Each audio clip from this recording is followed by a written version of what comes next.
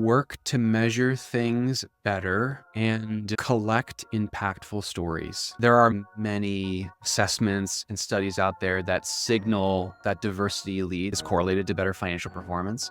Some companies believe that correlation is not strong enough. Languages, I think the way that we talk about it, the way that we measure and move through the space, it's really important.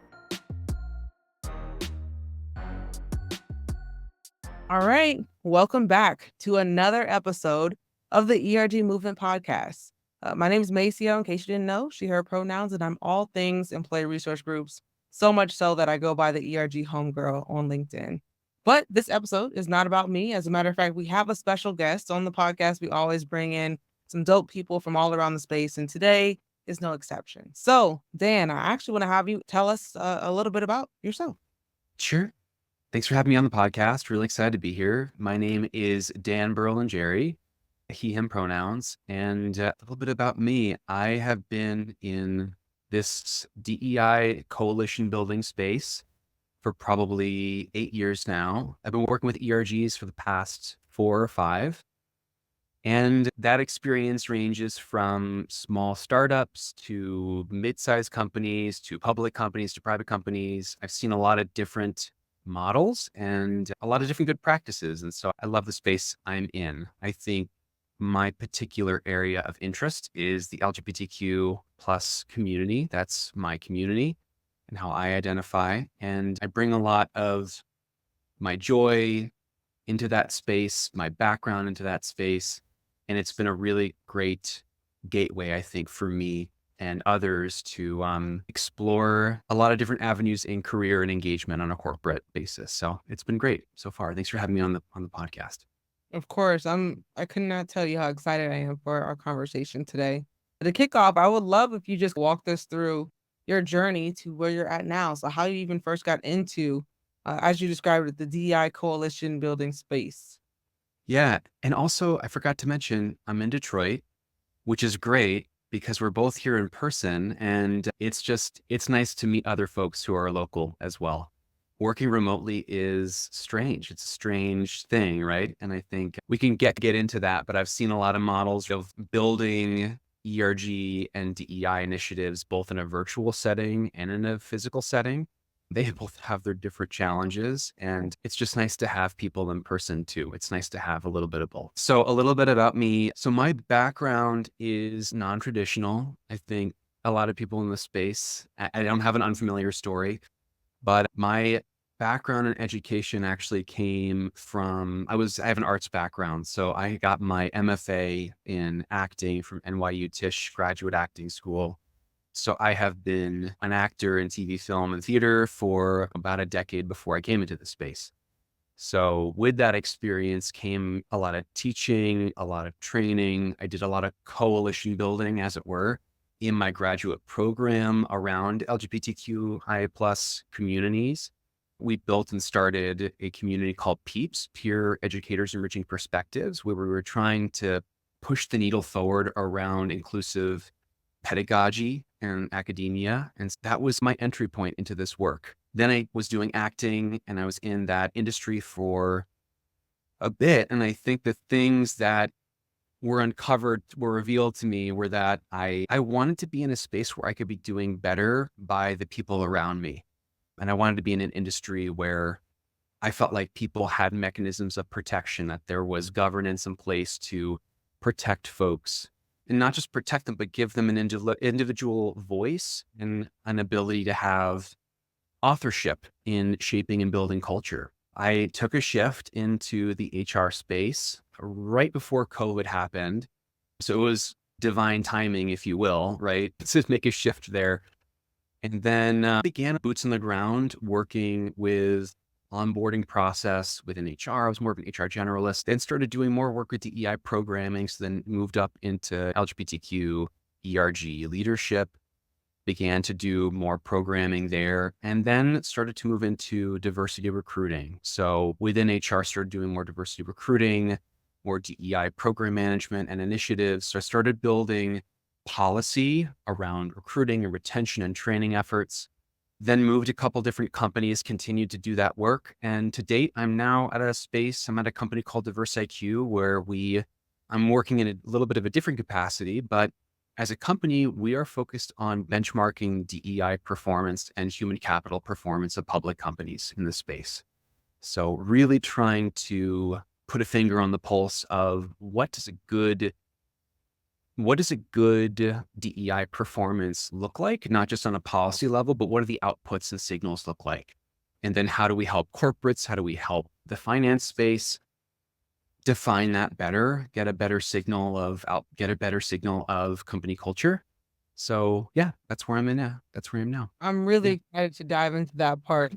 But even before I do, with your experience even in the DEI space, so being like a DEI program manager, and even so you were an LGBTQ ERG leader as well. Yes. Okay. With that, would love to hear even just some general learnings, even if you had to say, let's do 2 and 2. 2 learnings as a ERG leader and 2 kind of in general as a D&I program manager working with ERGs. What would those be? Yeah, I love it. I think for me as a leader, what's most important, I think, is thinking about time management. The biggest help. I think collecting assets is important. So whether that is keeping recordings of events, using that in different functions, using that for marketing and promotion, figuring out how to make extracurricular work less of a heavy lift. So I think just making sure that individual leaders on an ERG don't experience burnout by sharing as much of that as possible, working smarter, not harder. I think crowdsourcing ideas as well, like leveraging your community as much as possible when it comes to event planning, right, and program planning. I think that, yeah, that can really help the lift of a leadership to outsource and crowdsource through the community itself. So that's one. I have an event idea that I really loved that we did that I'd love to share out. We did a partnership with Teek Milan, who I'm not sure if you're familiar with his work, but he is a preeminent voice in the trans community and works with Life Labs Learning, a really great L&D shop. And he did a training with us on personal rebrand from the trans lens. So for folks within our community, it was a great way to illuminate the lived experience of someone from the trans aspect of our community. And then for folks who were either allies or outside of our community, it was a really great engagement piece for them to see really where diversity becomes an advantage in the business, right? That the lived experiences of someone with a trans experience might understand what a personal rebrand might look like on a very deep personal level, right? Not just on a business sense, but the emotional shifting, right? The identity shifting. And I think LGBTQ folks know a lot about identity shifting and brand shifting. So that was a really fruitful conversation where I think a lot of the organization, we had great engagement, great turnout. And it just felt like one of those moments where, wow, this is so evident and obvious where diversity becomes an advantage for us as a whole, as a company. And rather than having to fight to make the case on ROI or fight to make the case on engagement and its importance, but to really see it tangibly. It was really cool. Honestly, that's the session that I would attend because I feel like even in general, so many people like eventually you get to a point in life where you're like, I want to rebrand. That's such an interesting topic that I have not heard anyone doing, but I can see how it's so relevant, even particularly to an LGBTQ ERG where honestly, I think a lot of the times I see LGBTQ ERGs struggling with what are some things that we can do that are like personal, professional development related that's relevant to this community. So I Right. love that idea. Really, yeah, that makes so much sense to me. And the fact that it's from the lens, so it's super specific to the community as well. I just love that. Yeah, it was excellent. It was truly excellent. I think Teak brought like a really great educational piece to it, which I think LGBTQ ERGs do really well, right? Like on the education piece, but then taking it to the next level of like from personal to professional, like actionable items and strategy. It was really an enlivening event. Biggest learning as a program manager or even DI program manager in general. Yeah, man. The burnout's real. I think it is.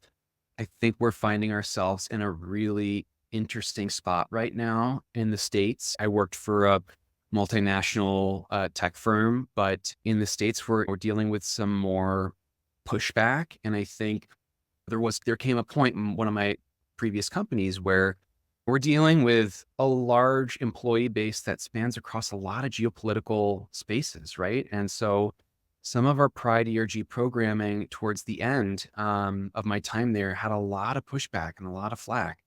So I think it's just really important to, I think, reality check for leaders, reality check with yourself. Self-care is really important, making sure that you're allying across the table to other ERG leaders. I also struggle with ADHD as well. So neurodivergence, like making sure that you can lift up as many intersectional voices as you can. The rising tide lifts all ships. And really that goes for the burnout piece of it. There came a point where our leadership team, a lot of them were burnt out from the regular job, and we leaned into intersectional events, and that was fine too, right? There are other ways to get creative around maintaining engagement, just leveraging other communities. So I think from the DEI program manager piece, that's a piece I would always advise others around to lean more into, and put it back on wherever you live. If that's within HR, if you live within talent, put it back on the org, put it back on your DEI council if you are experiencing burnout, or for clear guidance too. If you are hearing pushback from employees, delegate, collaborate. Super helpful. Huh? Yeah. It's so deeply emotional, personal, the topics and the communities that we support. And with that, it can be draining when there's Yeah. pushback to something that might be viewed as this should be an obvious. So it's like mentally draining to have to deal with that. So that makes a lot of sense to delegate and collaborate. This way you can, like I said, focus on self-care too. Yeah. It's a long battle. And I think the space I'm finding myself in right now is I'm working a lot with the finance sector, and a lot of those folks are talking about sustainability. And if we think about DEI from a sustainability lens, even on the individual contributor basis, think this is a long haul, right? Think about what are the strategies that are going to make this sustainable for you as an individual. I think a lot of ERG efforts are founded on the backs of those with a lot of passion who are volunteering so much time and effort. And that is so beautiful and so fruitful. But just like a sustainable, I'm going to make an allusion to like farming, but just as like a sustainable farming model, like we can't just eke out everything that we can from laying down one seed of crop, right? I'm obliterating this metaphor, but you can't just rest on these single people. I think you have to really reality check with folks and know that this is going to be a long haul. We're going through an election. There's a lot I don't want to scare people. It's not like in the balance, but there's a lot that's being challenged. And I think it's best for us to have a long-term mindset around it. Yeah. And that's huge for the ERG leaders listening to this, because I know sometimes we want to tackle everything and we want to do it now because we're so passionate about the communities that we support. But really, pacing yourself is also big. Yeah. Yeah. I will also just like piggyback on that. My old boss in HR, I'd say, let's do one program a week, or we'll send out a newsletter weekly or whatever. And she'd say, let's do it once a month, do it excellently, and then we can ramp up. Let's think about quality over scale, because quality will inform the scale. I think that's a really big piece of advice as well. It's just focus on quality over quantity. I think we're really eager. Personally, I'm really eager to prove return on investment or prove engagement. And I think that leads me down a lot of roads, a lot of different rabbit holes. Back to the ADHD thing, I get so excited. We all get excited. But it's better to do one thing really well and have a study on how well it went, rather than 20 things within a month and no backup evidence of how well they've gone. I 1000% agree. I heard one person say it on a podcast recently where our time even is almost like Legos, essentially. And just follow me here, even though this is a terrible, I'm gonna butcher it for sure. But they're saying, instead of trying to build these separate little towers here of Legos, why not bring them all together into one more sturdy structure, essentially? Same concept where, and even then, main word is like a more sturdy structure. I guess you can try all these different initiatives here and there and spread your energies out, or you can bring it together for something that's so much more cohesive. But Yeah. What's foundational? How does that Lego tower not turn into Jenga? And I've been there, and it's hard. Yeah. And it applies to ERG programs too, where truly, even as a whole, instead of doing all of these things program wide with the idea of trying to prove ROI, so you're just spreading your Yeah. energies thin, why not just really center into one thing that truly is going to drive results, which is a Right. segue into what my next part. Yeah. That being said, when it comes to ROI, and I think that we'll probably close on that piece, the ROI piece, Sure. last. First, I just really want to dive into this concept of human capital because it was a newer term to me. I've heard it before, but I've never actually done the research to understand the concept of human capital. So, could you give some context on that? Yeah, totally. When it comes to human capital management, so I think as I understand it, the concept of human capital management is essentially if our workers and our talent are our greatest asset as a company, then how do we get the most out of our workforce, right? Whether that is through retention of those employees, having the right skills in the right place, so having the right talent, having people who feel like they have a strong sense of culture and belonging to that company and inclusion. Those are all signals of healthy human capital management, right? I think there's a lot of different ways that we define that and understand that. And I think there's a very strong correlation between good DEI practice and good ERG practice and good human capital management practice. DEI has been around for a long time. It just maybe has had different names and different labels, but human capital as a concept has been around for a long time for HR leaders, for change leaders, for financial investors who think about how to measure the profitability and effectiveness and productivity of a company culture. I think I really want to dive into that. I hear it a lot. I hear it sometimes from HR leaders where human capital will come up, but sometimes even the HR leaders don't have context on what that looks like from a financial perspective and how, from a financial perspective, we're looking at human capital. So I would love Right. to learn like what is being prioritized, how is that kind of assessed from a financial perspective around human capital. Yeah. I will begin by saying we are still trying to crack the code. This is an ongoing conversation. When it comes to the work that we're doing in this space, our data is only as good as companies are willing to disclose it. So our data set right now is based on public markets. So we're predominantly looking at public market performance around things like turnover rates, new hire rates, promotion, so internal mobility of different groups, including marginalized groups. So disaggregated into those groups, demographic groups, and then looking at diversity levels across the different leadership levels of the org, middle management, senior leadership, to named executive officers, C-suite, and then to the board of directors. And how do we assess and look at things like financial? Well, first of all, human capital, financial performance.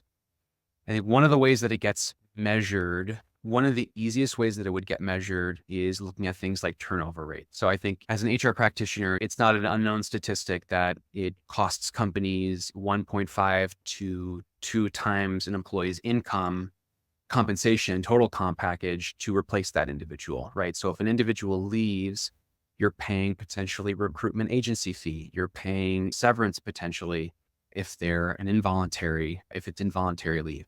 You're paying really the cost of time to ramp that individual up, right, over the course of 30, 60, 90 days, depending on how skilled that labor is. They might be a perfect fit. They might be a near perfect fit. So there's all these factors to consider, and all that's just cost to the business. That's one of the ways that I think we could start to point to financial performance. Another way in which we point to financial inequity is pretty simply pay equity is a big metric that we look at as a company.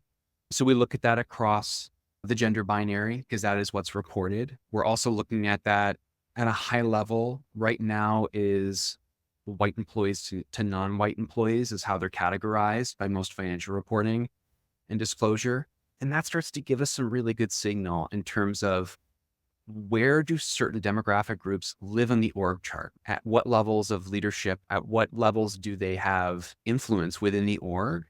And then where is their pay equity, around compensation, and where might there be some red flags or risks. All of that, those signals of inequity are major red flags to investors, right? But most investors that we talk to are in the sustainability space, or they're in the ESG space, so environmental, social, and governance space. So they're trying to look at what are sustainable governance and corporate practices, right? So pay equity, huge piece of that, right? Salary banding in an equitable way, huge piece of that. But not only that, but really assessing and doing audits around pay equity consistently.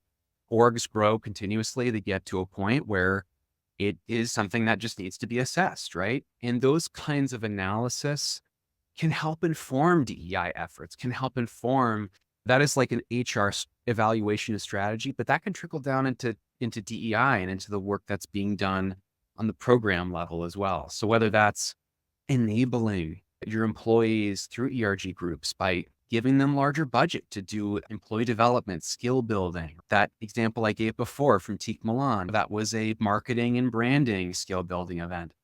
But finding different areas of opportunity where, where we can start to shed light on where the inequity might exist within representation or within pay, and then figure out how to remediate that on the ground level. So anyway, I could keep rambling around that, but I'm take a definitely pause. following with what you were saying.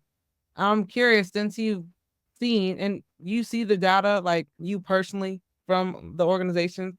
Okay, Yeah. so that being said, I'm curious, obviously, without naming the organization, but have you seen some like egregious gaps there that exist when it comes to equities in various different ways? Oh, for sure. Oh, yeah. Yeah. I think on a base level, companies that don't disclose information, I think their biggest pushback, or the biggest pushback, is that we're experiencing headwinds from our investors, from ESG on DE, things like DEI.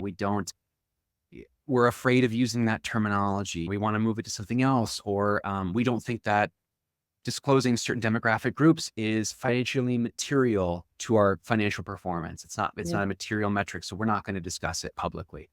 Or they'll say things like, we're afraid that if we disclose too much about our sales workforce, that might signal to our competition that we're making a move on a go-to-market function, right? Or like a go-to-market gesture that might result in revenue growth will cue our competitors to that. We've heard every kind of excuse under the sun about that.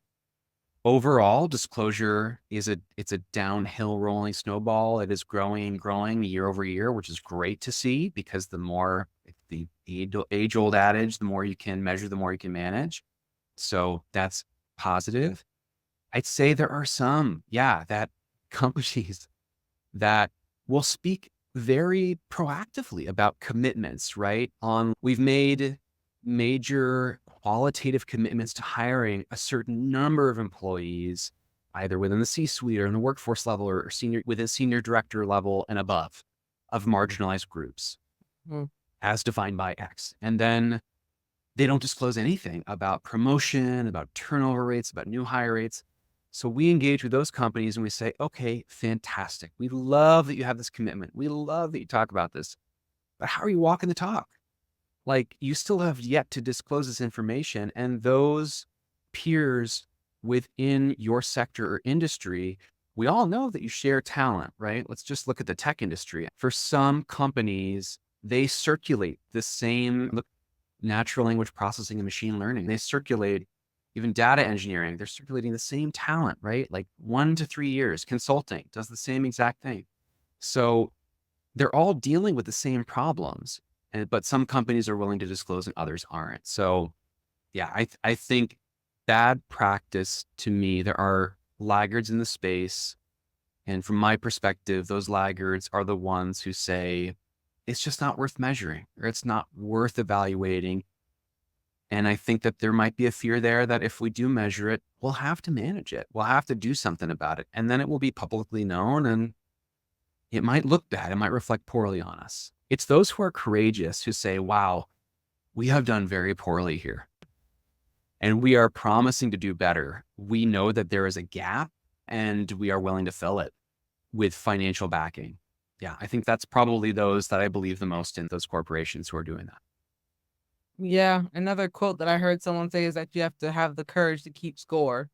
don't look at the numbers, then you can say I didn't know, and I don't have to change it, essentially. But an interesting point though, with some people saying, okay, but this isn't, I think you said financially material, essentially. Yeah. It doesn't make sense for us. It doesn't benefit us at all. What's the pushback on that in terms of actually, and obviously beyond just you can course correct it if you know about it, but for a company that, yeah, but it doesn't benefit us either way to really dive into it. What's the pushback on? Mm. I Or is think there any also? Sorry, not to interrupt. Is there pushback, or is it we see who you are as a company? I think we've hear some excuses around DEI in general, around diversity metrics, saying we personally, there are many assessments and studies out there that signal that diversity leads to is correlated to better financial performance. Some companies believe that correlation is not strong enough. They need causation. That's just never going to be the case in this space.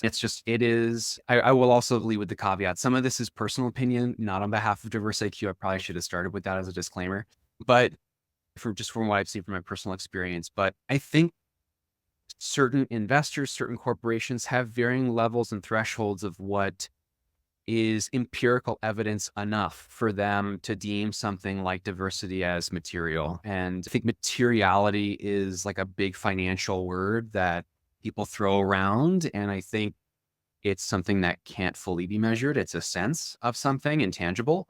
And that's what we're trying to put our finger on as a company, as DiversiQ, is these intangibles. And I think within sustainability, within ESG, that movement is trying to put more and more of a pulse on the intangibles of company performance. We typically investors are usually looking at things like, I'm not from a finance background, so I'm speaking just from as an observer, but they're looking at things like share price and top line revenue and operational cost.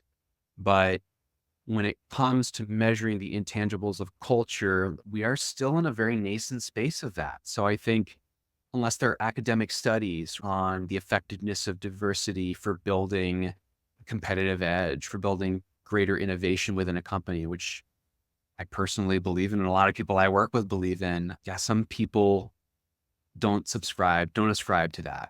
Yeah. So to measuring that. And so to be clear, there aren't academic studies on it yet, and that's why people are hesitant about, or they do, some companies. Yeah, it's partially that. It's also that there's a lack of regulation right now. The US, abroad, there's a lot of regulations that are coming out with the SFDR regulation. Environmental causes have been kind of pushing and supporting the efforts around DEI internationally when it comes to things like racial equity. Yeah, environmental causes have helped push the regulation around that. So I think abroad, particularly in Europe, they're doing a much better job of capturing things like human capital. But in the US, we still don't have consensus on what it means to do that. So there are some proposals that are proposed to the SEC right now to increase the regulation and require disclosure around human capital, which would include elements of DEI like representation, pay equity, turnover rates, which would hopefully disaggregate some of those demographic groups for us to evaluate. That would be great fodder for academic purposes to measure the ROI on that stuff, but it's not quite there yet. There's been this proposal for the last year and a half, and people have been holding their breath for a while. So I think we need to get through this election. We need to see what's next. There are international guidelines being passed by the IFSR, which is the ISSB and the SASB model, which is a financial disclosure model. So I think similar to the GAAP financial disclosure guidelines, and they're passing ISSB a model that will include financial disclosures around human capital as well. So again, not a regulation, it's a guideline, but hopefully for multinational companies or global companies who have entities in other countries. Look at Incestor, who's headquartered in Dublin, but is in many ways it was a US originated company, is definitely a US company, right? They're not headquartered, they're headquartered in Dublin, but that could influence major companies like that. And I think those kinds of movements could really signal major institutional change from larger corporates, which hopefully will trickle down. So that's what we're hoping. We've seen that with the EEO1 disclosure, which if anyone in the ERG world or HR works within talent acquisition, you'll know EO1s are so important to the work that we're doing. Usually it's gathered upon ingestion of candidates or through company census reports, but that disclosure, public disclosure, has grown almost 10x in the last 3 to 5 years. It's really grown so much. And that gives us more data on demographic representation, not only just across the workforce, but broken down into function levels. So that's really helpful for us as a data research company. And again, that's that downhill rolling snowball. I think we're going to see more and more of that to come. So fingers crossed, that's going to help us make a better case moving forward. Got you. So the more data that we have, the stronger case that can be made. Yes. Yes. Sorry to get into the Well, wonky conversation of regulation, but I think it's helpful for people to hear some of those. If you're hearing acronyms like that being tossed around finance, we're keeping a really keen pulse on that because it could really change our industry as a whole. So fingers this is crossed. big. A random thing, but if I were to, there's two metrics that I have in my brain Mm, in the same vein, but also different. I guess different. One of sure. them I see a lot in the ERG space, and I have thoughts on it. But anyway, so I just want to get your take. Sure. Someone in the space. 90% of Fortune 500 companies having ERGs. What does that mean to someone who's in the space of human capital? Does it mean Mm. anything having that number being said? Yeah. So one thing I think that's homework for all listeners to look into is the coalition, is the Human Capital Management Coalition. They're a fantastic organization that we're starting to do a little bit of collaborative work with. And their mission is they're an investor body coalition that is doing work with the government, with the SEC to try to push disclosure. And that is one of their metrics is they have 4 governing like foundational metrics. One of them is policies and programs that drive the retention and engagement of workers. Mm, To me, that would be one of those that fall under that camp. So that really helps push the case for disclosure. They're also, so I think that is extremely material to human capital. And I think that is definitely on the forefront of the conversation. Yeah. So that is definitely being spoken, hopefully in the right rooms, right? The rooms where it's happening, like those conversations are being had. right. Now, there's two things. One, I love how you said that these are numbers that help to drive retention. Again, correlation, not causation, is so important. Sure. Yeah. And I think, unfortunately, tying this to ERGs, a lot of people try to say that this is directly the reason why retention is happening is due to these Yeah. programs. Whereas, it might be a factor, but to tie the success of the programs to retention. Right. Yeah. So, It's hard. yeah. Yeah. I came from an arts background. Look, like I don't have a data science background. I don't have an MBA. I got my MFA. So when I first came to space, it's like, what do you mean? What do you mean it's not a direct cost? I see it every day. Like I see the ripple effect on the organization, but Mhm. you're dealing with levels of abstraction when it comes to leadership and board level, right? And we're trying to create data sets that are investor grade data, that are board ready data, things that an investment board can make major governance and structural decisions on. Mm, And that's not to disqualify the credibility or even the efforts of ERG groups or the right. work that's being done there. But I think language is really important, right? And I think the way that we talk about it, the way that we measure and move through the space is just, it's really important. And it's always scrutinized. So Yeah, no, yeah. I could not agree more. Now, I will say to that point, but the metric that I just mentioned actually was not a real metric, to be fair, on the 90%. Now, it's something that you will see all over the internet, but it's not a fact, actually. Diving into it and tracing where that quote originally came from, even though it's in all like the big news articles, it was from like a 2007 article where it was originally quoted that it's estimated that 90% of Fortune 500 companies have ERGs, but it's literally COVID to this day. Oh boy. I actually get like Google alerts. So it's every week it's one or two, sometimes even three or more articles that have this metric in it. What does that do from the concept of actually having metrics that are real and that are investor ready? When you have metrics out there that are not real, what does that do? It's hard. I think we're living in a post fake news reality where we need to be really stringent with the facts we put out into the world. We need to be like really crystal clear that if we're going to cite a study or have a metric out front and center, it's got to be backed, and you have to just check your sources. I highly advise, ever since Perplexity came out, I have a lot of feelings about AI. I will just lead by saying that. A lot of skepticism about AI. But I have been using Perplexity quite a bit because it's a platform that you can actually cite sources from. So if I'm asking Perplexity, like, I need metrics to prove the ROI of DEI programs from the Fortune 500 companies and provide source attribution, it can hope that the theory is that it could help provide that. I would lean into resources like, I know that might be low hanging fruit. That's Google the answer to X, but like, it has been a fruitful tool for me to maybe like question some of the old metrics that I have heard. There's a recent article that came out too that was like, oh, questioning the validity of the McKinsey DEI study that comes out year over year, and the validity of that, which so many DEI practitioners rely heavily on, right?